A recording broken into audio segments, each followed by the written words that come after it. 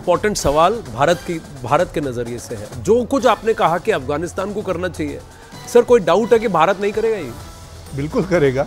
जो अनुभव भारतीय खिलाड़ियों के पास, भारतीय टीम के पास है, जो विश्वास पहले मैच में जो जीत हासिल की है, जिस तरह से जीत हासिल की है, उसे देखते हुए मुझे लगता है कि आज अफगानिस्तान को वो मौका भी नहीं देंगे सिर उठाने का। अच्छा, तो यानी आप क्या कह रहे हैं कि आज भी रोहित, ईशान और श्रेयस ऐसे ही आउट होंगे? नहीं, मेरा कहने का मतलब ये नहीं है। मैंने कहा कि जो विश्वास मिला है और जो बात हुई होगी, जो चर्चा हुई होगी, देखिए मैच के बाद पॉजिटिव और निगेटिव दोनों पॉइंट पे चर्चा होती है जी। और ये सीनियर खिलाड़ी है, बहुत ज़बरदस्त अनुभव है उनके पास। तो हम चाहते हैं कि पूरा जो 50 ओवर का हमारा जो बॉलिंग है वो अच्छी रहे। फील्डिंग बहुत ही बढ़िया फील्डिंग पहले मैच में थी, और उस तरह से जब टारगेट आएगा सामने, आप प्लान करो और चेस करो, और हम तो चेस मास्टर है। देखिए, हम भारतीय बल्लेबाजों के बारे में बात कर रहे हैं, भारतीय गेंदबाजों के बारे में हमने बात नहीं की है। भारत का विन परसेंटेज 73% रहा है वाइल चेजिंग, लेकिन भारत का रन रेट 5.47 या 5.5 रहा है। क्यों? क्योंकि भारत ने अभी तक 300 से ज्यादा रन चेज ही नहीं किए। मैं जनवरी 1, 2023 से लेकर अक्टूबर 1, 2023 की बात कर रहा हूं। इसका मतलब यह है कि हमारे गेंदबाज इतने बढ़िया रहे। देखिए, ऑस्ट्रेलिया जैसी टीम को 199 पे उन्होंने समेट दिया। अमरुद, बताइए, पाटा विकेट पर क्या हमारे बल्लेबाज गेंदबाज कारगर होंगे?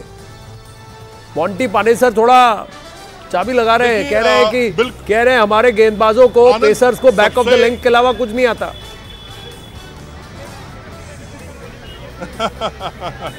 देखिए आनंद, सबसे अच्छी बात क्या है कि इस टीम के पास जो एक चीज है वो अफगानिस्तान के पास नहीं है, वो है अनुभव।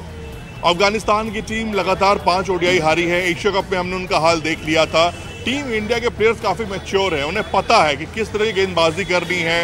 बुमराह को आपको सिखाने की जरूरत नहीं है। सिराज बहुत ट्रेंड हो चुके हैं, उन्हें पता है कैसे विकेट निकालना है, प्रेशर कैसे बनाना है। और ये जो टेक्निक इस टीम को आती है ना, वो कुछ भी कर सकती है। आप देखो, हम चेन्नई में रन रेट पर थोड़ी बातचीत करते हैं। अमृत, अपने फैंस के साथ जरा पूछिए कि अगर आप अफगानिस्तान पहले बैटिंग कर रही है तो कितने के अंदर भारत को उन्हें रोकना चाहिए और कितने ओवर में हम बना ले ताकि हमारा रन रेट ऊपर चला जाए? एनआरआर पर खेला ना, नेट रन रेट पर 2 पॉइंट तो हमें मिल रहे हैं। फैंस बहुत सारे हैं। सर, टीम इंडिया क्या लगता है अफगानिस्तान कितना मारेगी आज पहले बैटिंग करते हुए? सर 235-40 बनाएगी बस। तो ज्यादा नहीं हो गया? नहीं इतना तो बनाएगी वो इतना तो, लेकिन वन साइड इंडिया हराएगी और हमें पॉइंट भी अच्छे करने हैं, तो आज इंडिया को वन साइड इंडिया हराना ही पड़ेगा। पॉइंट भी अच्छे करने हैं, जो बात आप लगातार कर रहे हैं। आनंद सर, आज क्या लग रहा है मुकाबले में क्या होने वाला है? मुकाबला आज एक साइड वन साइडेड होने वाला है। तो मतलब आज 50 ओवर अफगानिस्तान खेल पाएगी या नहीं खेल पाएगी? बहुत मुश्किल चांस लगता है। वैसे और ये यहाँ की पिच जो है वो पाटा विकेट है, कुछ बड़ी बात नहीं कि थोड़ा खेल जाएं, लेकिन उसके बाद भी जो हमारे बैट्समैन है, रोहित शर्मा है, विराट कोहली है, ईशान किशन है, ये इनको जल्दी मैच हरा के वन साइड 50 ओवर भी अफगानिस्तान खेल पाएगी कि नहीं, सबको सोचना ये है। कितने रन के अंदर आउट करना जरूरी है? 200 के अंदर, 250 के अंदर, 200 के अंदर, 250 के अंदर, यानी कि अब भी यहाँ उम्मीद है कि रन बनाएगी अफगानिस्तान। उसी स्पीड पे भारत को चेस भी करना पड़ेगा। क्या जीत लेगा हिंदुस्तान? बात करेंगे ब्रेक के बाद। जीतेगा भाई?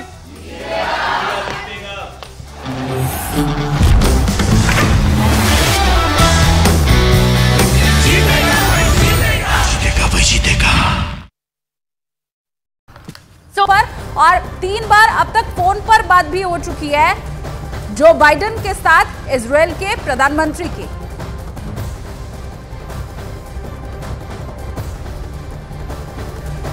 इजराइल और फिलिस्तीन की जंग में जहां हमास के समर्थन में तमाम देश आए हैं, वहीं इजराइल पर अलग अलग तरीकों से हमलों को अंजाम दे रहे हैं। वैसे इजराइल के साथ अमेरिका आ चुका है और समंदर के रास्ते अपने कैरियर स्ट्राइक ग्रुप पहुंचा चुका है। आपको बताते हैं कि इस कैरियर स्ट्राइक ग्रुप में कौन कौन से जंगी जहाज हैं और वो किस रास्ते से भूमध्य सागर में पहुंचे हैं।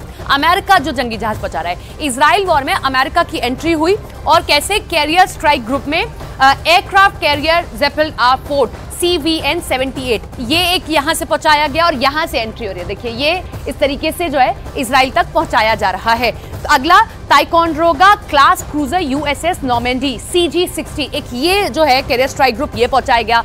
अलीबर्ग क्लास विध्वंसक, USS रेमेज, ये सारे जो हैं चीजें पहुंचाई जाएंगी ताकि इजराइल को इस पूरे युद्ध में मदद मिल सके। वेपन्स पहुंचाए जा रहे हैं, इस तरीके से ये स्ट्राइक ग्रुप्स पहुंचाए जा रहे हैं, USS मैकफॉल। और ये अमेरिका के लिए भी अच्छा है। देखिए, इसमें यह भी समझना होगा कि ये अमेरिका की भी एक ऐसी स्ट्रेटेजी है कि जैसे जंग में इजराइल पहुंचा है, वो यहाँ बड़े बड़े हथियार, ये कैरियर स्ट्राइक्स अगर खरीदेगा या ये पहुंचाएगा तो अमेरिका का कहीं ना कहीं दबदबा बनेगा, उसकी भी इकॉनमी आगे बढ़ेगी। तो USS थॉमस हनर DDG-116, तो ये इजराइल को मदद पहुंचाई जा रही है अमेरिका की ओर से। और 3 बार अब तक फोन पर बातचीत हो चुकी है। खुला अमेरिका कह रहा है साथ हम इजराइल के खड़े हुए हैं।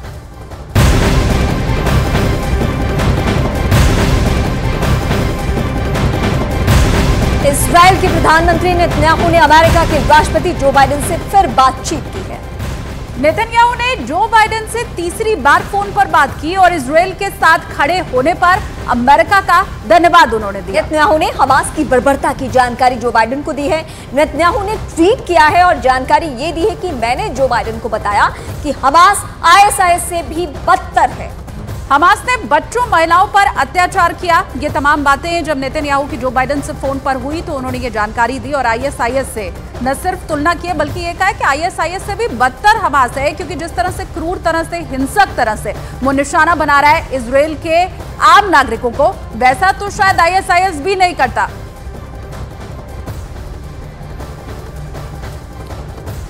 जंग से किसी का भला नहीं हो सकता, ये दुनिया जानती है। इस एक हफ्ते के भीतर कम वक्त में ही इजराइल और फिलिस्तीन दोनों ही ने अपने कई जवानों को खो दिया है। अब हम आपको ग्राफिक्स दिखाते हैं और समझाते हैं और बताते हैं आंकड़ों के जरिए कि कहां कहां कितना नुकसान है। फिलिस्तीन की बात करते हैं तो जो मौत का आंकड़ा फिलिस्तीन में है वो 850 पहुंच चुका है। जख्मी यहां पर 4000 से ज्यादा लोग हो चुके हैं, 4360 से ज्यादा का आंकड़ा है। अब हम इजराइल की बात करते हैं। गाजा पट्टी की अगर अकेले की बात कर ले 705 मौतें हो चुकी है, जख्मी 4000 लोग हो चुके हैं। वेस्ट बैंक की बात करिए जो है 17 लोगों की मौत हो चुकी है, 90 जख्मी हो चुके हैं। ये आंकड़े इस बात की तस्दीक करते हैं कि जंग जब जब हुई है तब तब अपने साथ में इसी तरीके के आंकड़े लेकर आई है। जंग किसी का कभी भला नहीं कर सकती है। इजराइल में देखिए 900 मौतें हो चुकी हैं, 2600 से ज्यादा लोग जो है जख्मी पड़े हुए हैं। तो जंग से भला किसी का नहीं हुआ। हर देश जो है अपने जवान खोता है। जंग भले ही वर्चस्व के लिए लड़ी जाए, लेकिन देखिए नतीजा क्या होता है ये आपके सामने।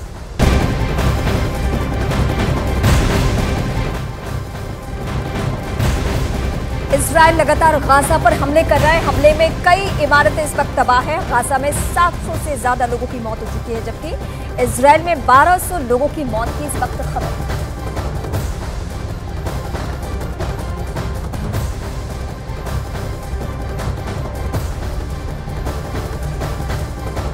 तो इजराइल की स्थिति इस वक्त हम आपको बता रहे हैं, जहां पे जो स्थिति बनी हुई है वो बहुत भयावह है। दोनों ही तरफ से या ना हमास रुक रहा है ना इजराइल रुक रहा है। इजराइल के बारे में सभी जानते हैं कि जब वो एक्शन लेता है तो फिर ये नहीं देखता है कि युद्ध के नियम है क्या।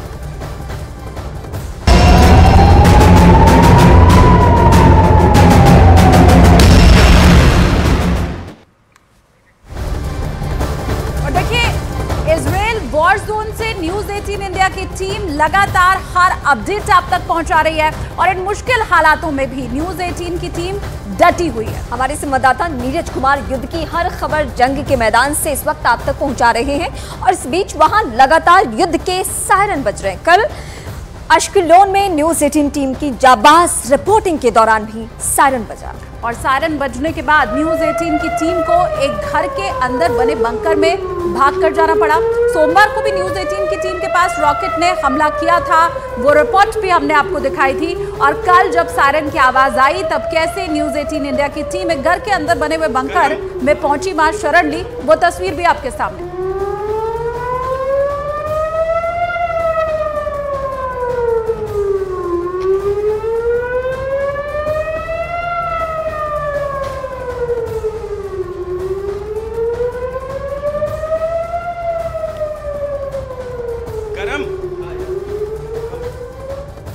देखिए ये सायरन मिसाइल से पहले बजता है और जब जहां हम खड़े थे वहां मिसाइल गिरा हुआ था। जैसे ही ये सायरन बजा 30 सेकंड के अंदर हमें भागना होता है ताकि सेफ जोन में आ जाए। आप देख सकते हैं यहाँ जो तमाम लोग हैं ये ऊपर से सेफ जोन में आ गए हैं। हम भी वहां मौजूद थे ताकि आपको कल जो मिसाइल गिरा था उसके बारे में बता सके। लेकिन यहाँ जैसे ही सायरन बजता है लोग ऊपर से नीचे आते हैं सेफ जोन में, बंकर का एरिया है, हम भी वहां खड़े थे। आपने देखा होगा 600 कुल मिसाइल अब तक दागा गया है एस्केलॉन पे। और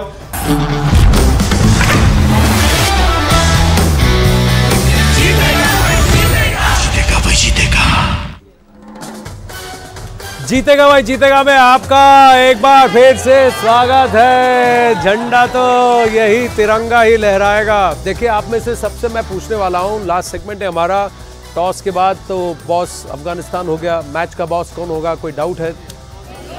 नहीं, कोई सरप्राइज का आपको नहीं लग रहा है? आपको क्या लगता है? अभी ब्रेक में थोड़ा आप लोगों ने आपस में भी डिस्कस किया होगा, किसी ने पहले बोला 50 रन, फिर बोला 99, फिर बोला 250, फिर बोला 200, कितने बना लेगी अफगानिस्तान? हाँ? अच्छा, कितने कह रहे 220, कितने कह रहे 250, लेस देन 200? ये हमारे बॉलर्स पे बहुत कॉन्फिडेंस है इनको, अफगानिस्तान के बैट्समैन पे हो ना हो मोंटी वाली सर, इंडियन बॉलर्स पे बहुत कॉन्फिडेंस है। भारत के फैंस थोड़े डरे हैं बिकॉज वो क्लोज गेम नहीं चाहते। ये वर्ल्ड कप के लिए ना क्लोज गेम बड़ी अच्छी है। देखो कल की गेम पाकिस्तान श्रीलंका की कितनी क्लोज थी, बेस्ट गेम थी, एंड वो फिर इंटरेस्ट बनता है ना वर्ल्ड कप के लिए। सो आज भी जो ऐसे क्लोज गेम होनी चाहिए वर्ल्ड कप के लिए। वन साइडेड हो, इंडिया का क्या, इंडिया ने क्या सीखना है? कुछ भी नहीं सीखेंगे। तो यानी आप ये कह रहे हैं कि अगर अफगानिस्तान 150 में सिमट गई तो मैच वन साइडेड है? अफगानिस्तान बॉलर्स इंडियंस को आउट नहीं कर पाएंगे? नहीं, वो 250-300 रन्स चाहिए, फिर बॉलों को थोड़ा वो अटैकिंग कर सकें, डिफेंडिंग कर सके। जो लो टोटल में तो गेम को तक किसी को नहीं मजा आएगा। तो आप कह रहे थे कि हमारे बॉलर्स, इंडियन बॉलर्स उतने खास है नहीं। इंडियन बॉलर्स तो क्या है ना, अभी लाइक इंडियन बॉलर्स को भी प्रेशर में, आई थिंक राहुल द्रविड़ थोड़ी चाहता है वन साइडेड गेम होनी चाहिए। हम भी नहीं ये चाहते। आई थिंक भारत के फैंस को मालूम है दैट वन साइडेड में तो क्या मिलेगा? अच्छा, एक बात बताओ, मैच को वन साइडेड कौन करता है?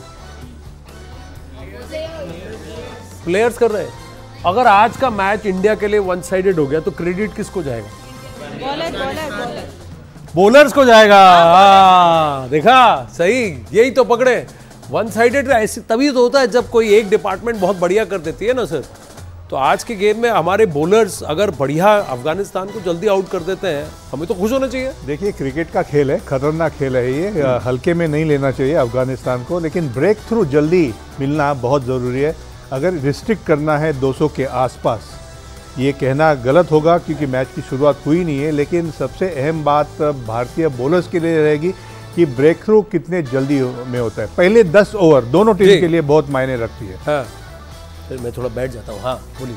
पहले 10 ओवर पर मैं आपसे ये भी जानना चाहूँगा संदीप जी कि अगर मान लीजिए 2 सिनेरियोज हैं। पहला सिनेरियो ये है कि अफगानिस्तान की टीम 150 में सिमट गई, अगर आप ड्रेसिंग रूम में होंगे तो आपका मैसेज क्या होगा हमारे बल्लेबाजों को कि जाओ 15 ओवर में निपटा के आओ? आप ये बोलेंगे? बिल्कुल नहीं, ये गलती कभी भी नहीं होनी चाहिए। हाँ। क्योंकि ये बहुत इतने सालों से क्रिकेट देखता आया हो, खेला भी हूँ मैंने। हाँ। जो भी टारगेट होगा उस टारगेट को आप सोच समझकर चेस करना होगा। जैसे नज़दीक जाओगे फिर आप मैसेज भेज सकते हो।